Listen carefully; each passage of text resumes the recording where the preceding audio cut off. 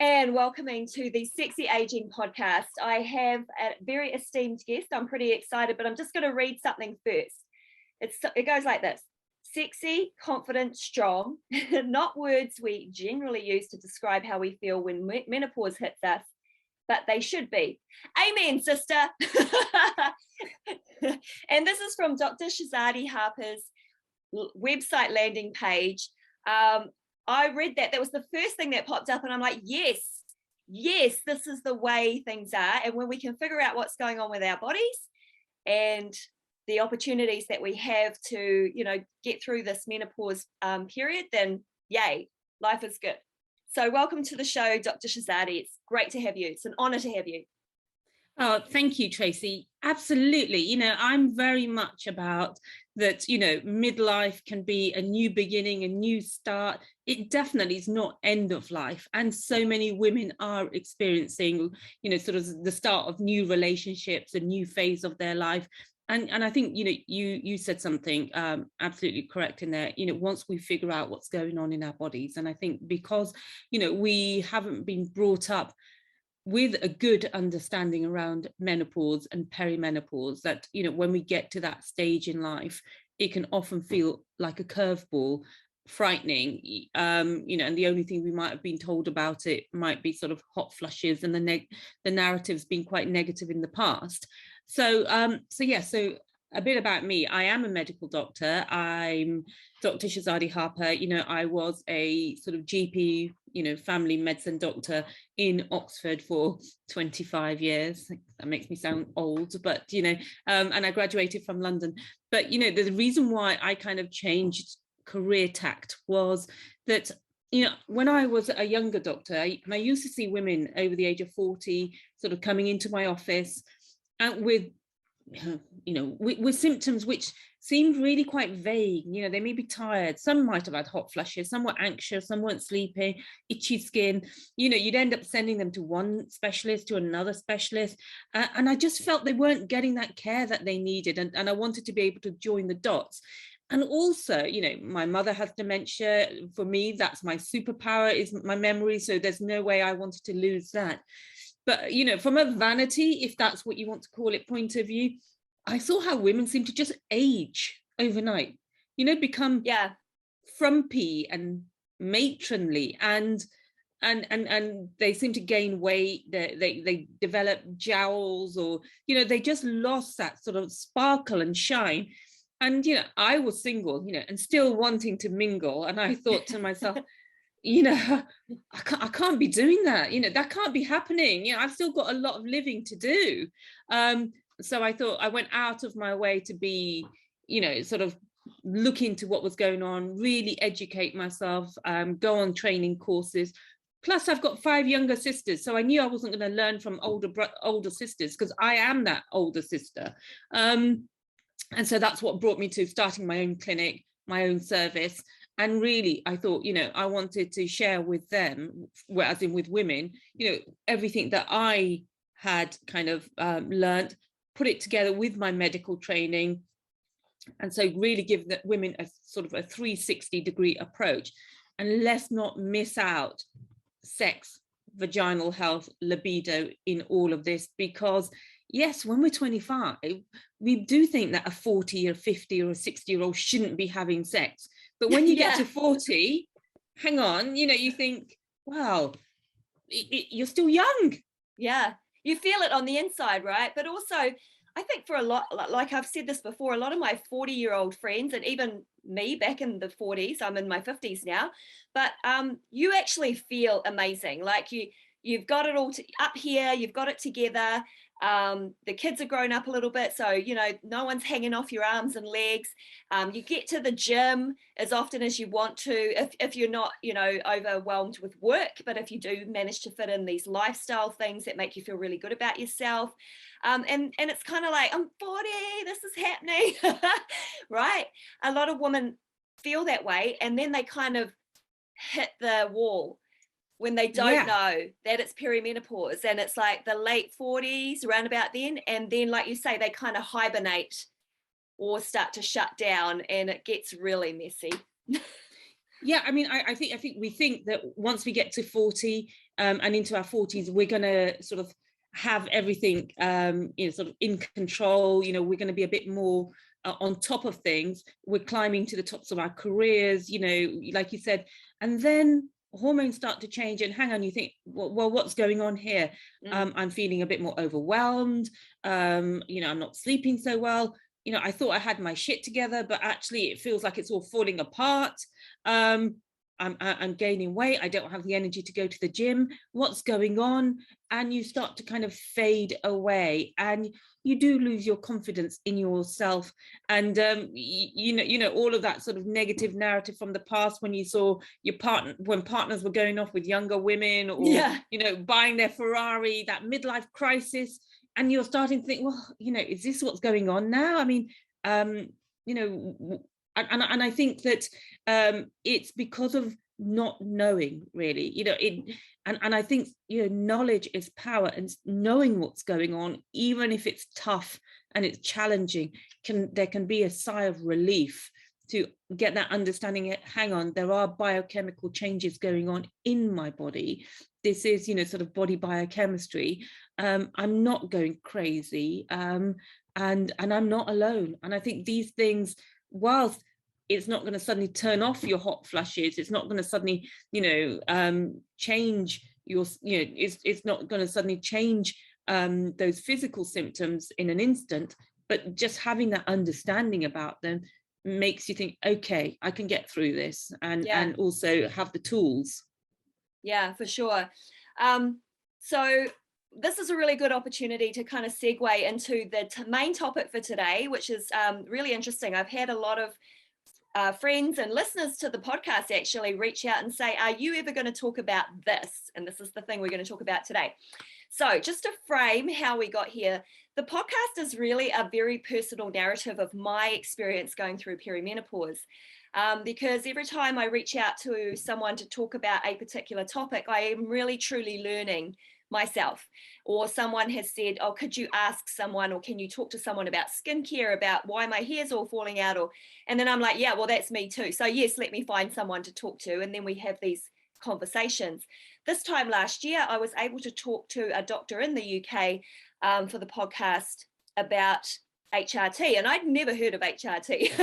So I had a full-on education around estrogen and progesterone as hormonal replacement therapy.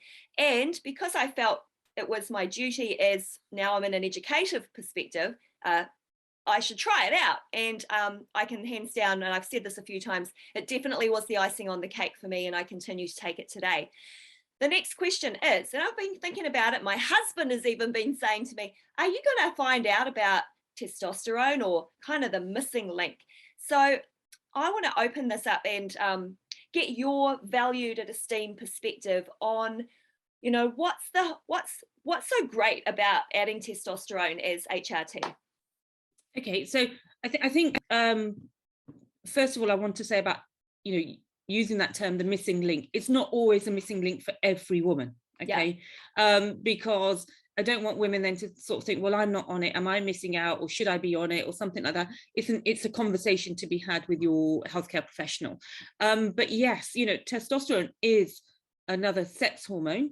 It is something that we as women have, throughout life. We actually produce more of it than we do estrogen. Yeah.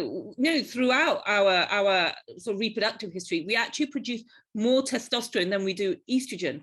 And it's made from the ovaries and from the adrenal glands, but it's converted most of it is converted into estrogen. Okay. So that's why, we, testosterone, our levels are quite low, the active part of it in our bodies, but our bodies do produce a lot of it, and peripherally it gets converted into estrogen, and so, but what happens is, when we get to menopause and our ovaries stop producing estrogen and progesterone, we can be a bit more what we call testosterone dominant, in the sense of have more circulating to give us some of those negative side effects, which we like, that hairy chin, the spots and things.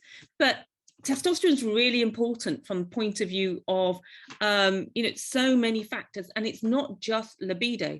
but libido is also complicated. Libido is not an on-off switch when it comes to women. It's about their mental health, the mental psychology, the way that they feel physically, energy, all of that, all of those aspects. So testosterone levels start to gradually decline in women from their 20s into their 40s and 50s. And by the time we're in our 40s and 50s, we've got half the amount of what we used to have in our 20s.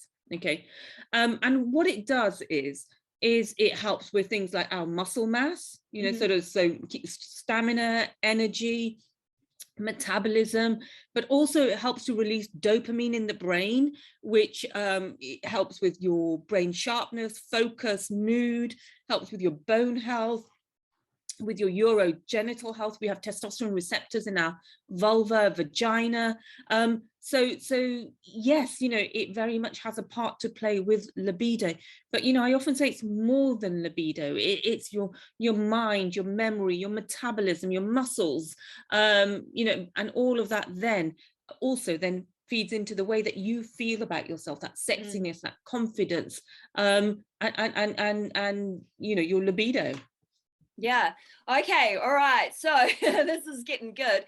I know that it's a really interesting statistic that women in their 40s, 50s, 60s have the highest rate of, well, that's where they tend to divorce their partners. And there does seem to be a relationship between the menopause transition and this massive life change that people make. Now, talking to some of my friends and colleagues and that,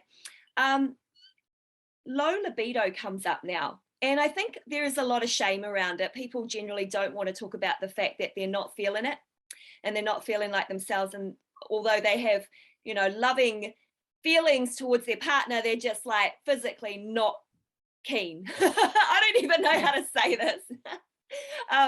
And so the conversation's starting to come up. And obviously, this is probably not just a testosterone factor. So, what's actually happening that causes a drop in libido? Can you just sort of frame that for us as if, we're having this conversation for the very first time, because we are. Yeah, we are. So, low libido. So 1 in 3 of us, through our lifetime will experience low libido. You have low libido when you are feeling down, when, it might be that you're stressed, you might be a carer at home, work stresses, you're not sleeping so well, you might go through a breakup. So at some point in our lifespan, women do experience what we call low libido or loss of sexual desire. And it is, the definition of it are things like you're not really thinking about sex. You don't have those kind of sexy thoughts. You're not, I don't know who your Hollywood crush might be, Bradley Cooper, Jennifer Lopez, whoever. You're not really, you just don't feel that you have your mojo. But when you get into your 40s, the rates increase.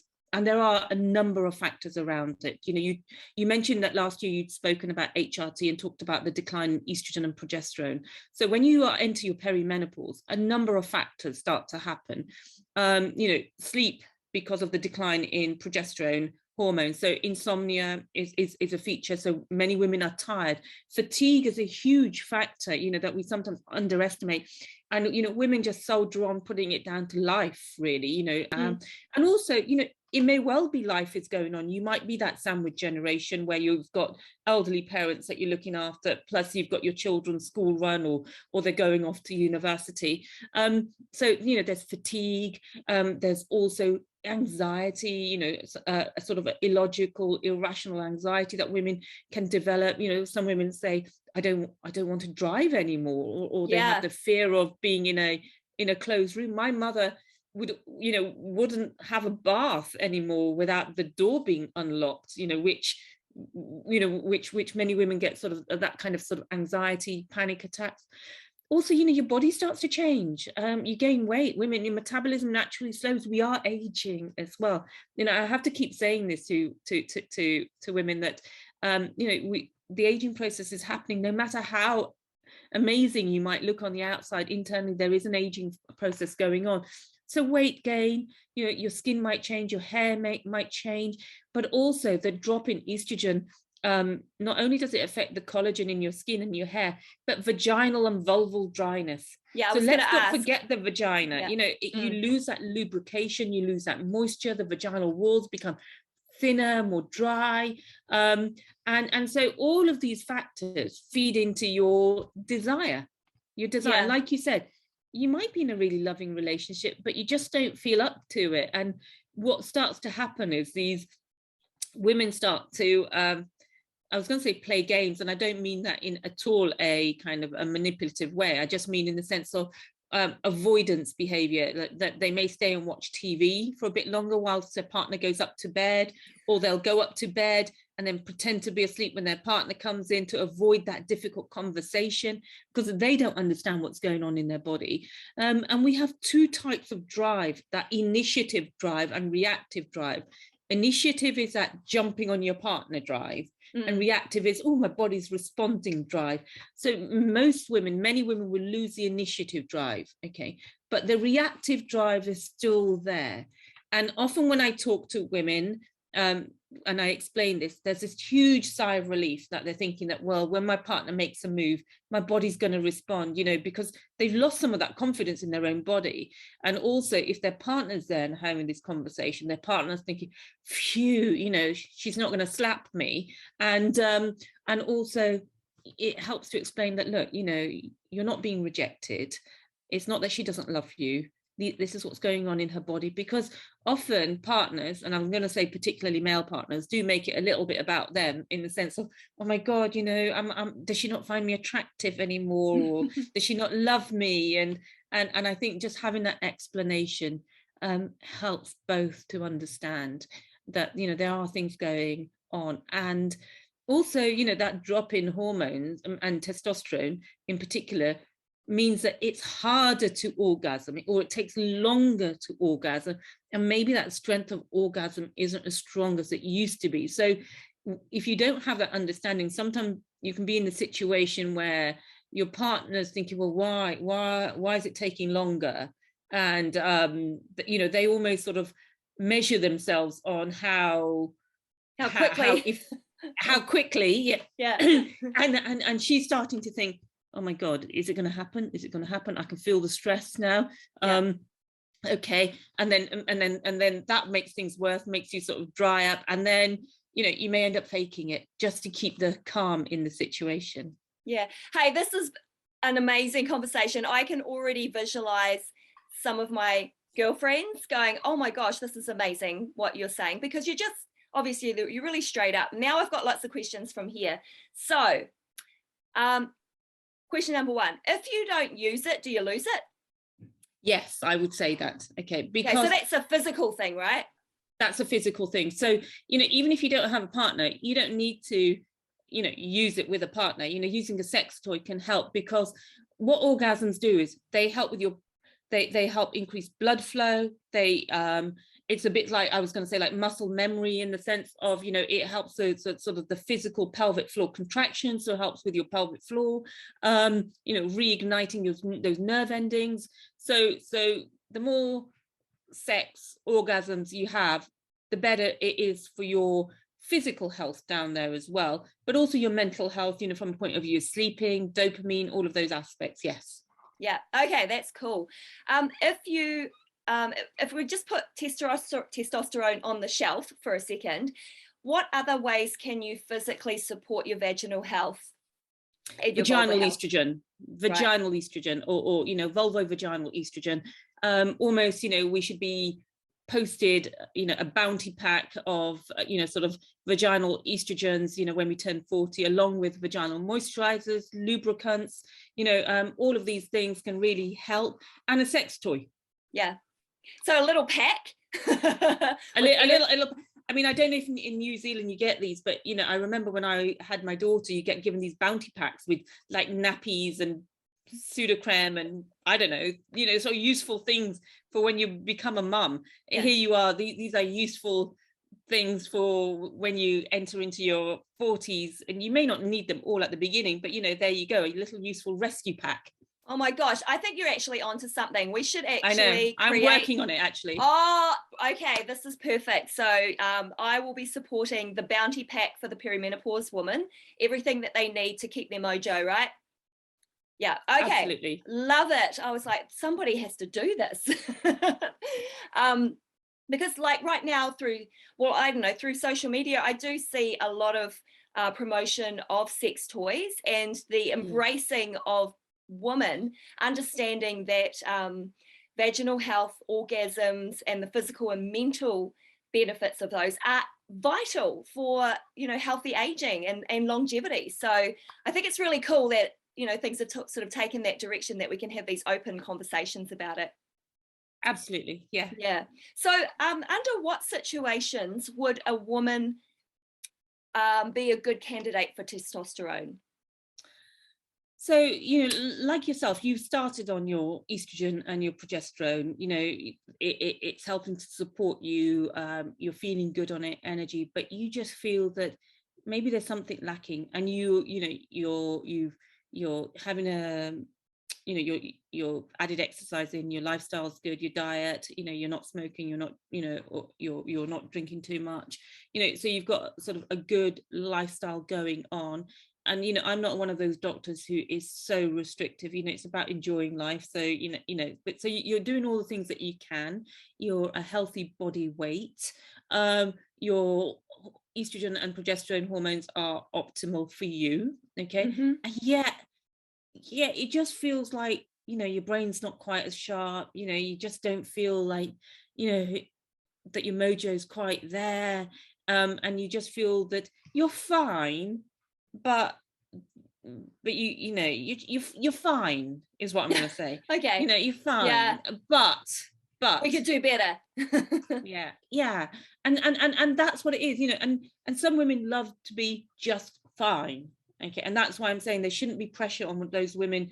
You know, not everybody wants to be having sex 5 times a week or 10 times a week. Some women like where they are. Some women have never had high sex drives.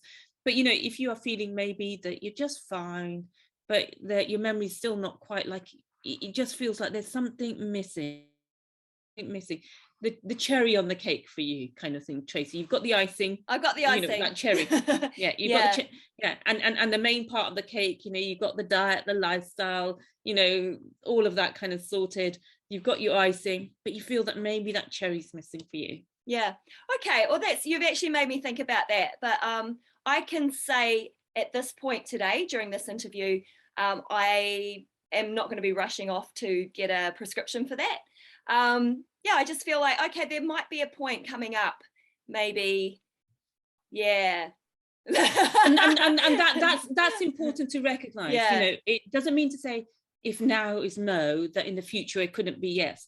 Look, you know, for me, you know, I'll be honest with you, I was one of those women who felt fine, you know, and had there been no testosterone in the world, you know, I would have just got on, okay, but I didn't quite feel like me, you know.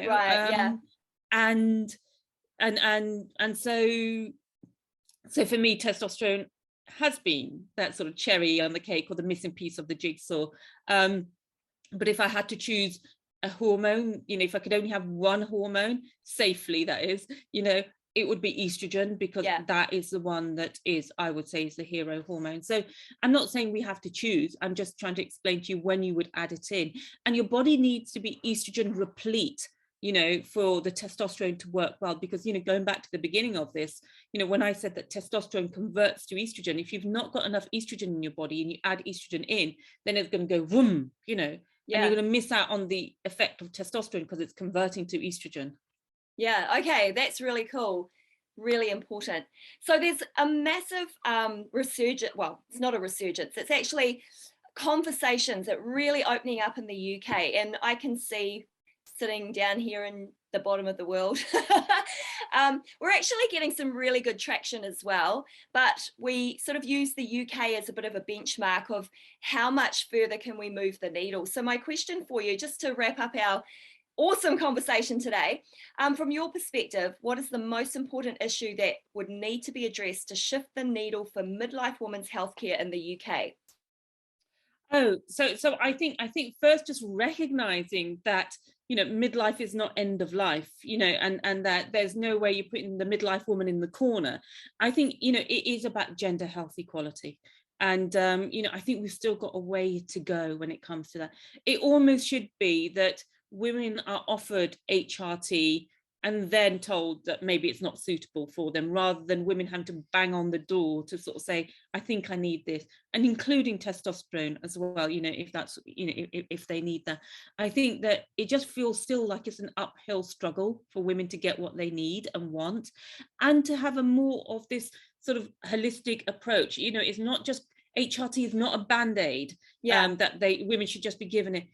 Things like weight need to be addressed, and women, weight, mood, health, long-term health is really important. So I think it's addressing it, the mental, the physical, the weight aspects, and HRT shouldn't be such an uphill battle for women, and realizing that, midlife, like 40, is not end of life. There are a lot more expectations on women, and we need to support women on this next 40, 50 years of their life. Yeah, yeah, I think it's definitely, women are definitely coming out and making their voices heard, and the posters are up and the billboards are up. So there's some really, really cool stuff going on in the UK, and I'm excited and hope that it filters its way down towards New Zealand.